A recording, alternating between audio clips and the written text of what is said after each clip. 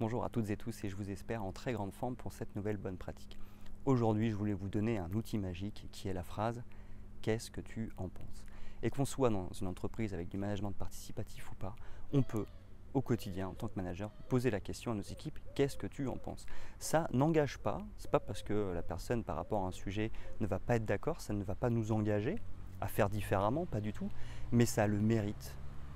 de demander l'avis à la personne et donc à partir du moment où la personne va pouvoir s'exprimer, déjà il y a une sorte de catharsis qui va s'opérer, c'est-à-dire que la personne déjà va pouvoir vider son sac si elle a des choses à dire et puis ça va l'impliquer, c'est-à-dire qu'à un moment donné les personnes, elles ont dit ce qu'elles avaient à dire, elles sont aussi tout à fait capables de comprendre que même si elles ne sont pas d'accord, il faut quand même le faire, mais le fait qu'elles aient dit ce qu'elles avaient à dire, ça va leur donner la confiance, ça va leur donner de l'implication par rapport à ce projet-là, c'est-à-dire qu'elles le font mais elles ont exprimé qu'elles n'étaient pas forcément en accord. Mais elles le feront, et elles le feront, je veux dire, de manière beaucoup plus puissante, parce que justement, elles auront exprimé leur point de vue sur ce sujet-là. C'est vraiment le qu'est-ce que tu en penses, c'est vraiment le début du management participatif, sans être forcément dans du management participatif, mais ça permet d'impliquer les gens, parce qu'effectivement,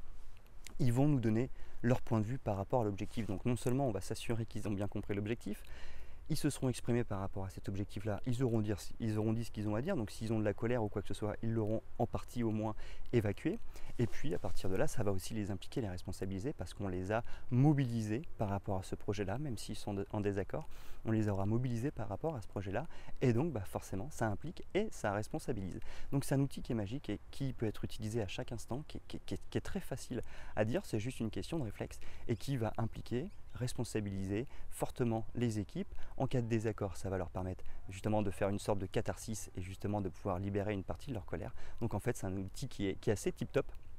Et en plus de ça, si en plus les équipes sont en phase avec l'objectif ou la manière d'atteindre l'objectif, à s'exprimer dessus, ça les impliquera d'autant plus. Donc c'est un outil qui prend très peu de temps, qui implique et qui responsabilise fortement, donc dans les deux cas, que ça se passe bien ou moins bien. Donc finalement, moi je vous le conseille fortement. Voilà, j'espère que cette bonne pratique du jour vous a été utile et je vous donne rendez-vous dès demain pour une nouvelle bonne pratique.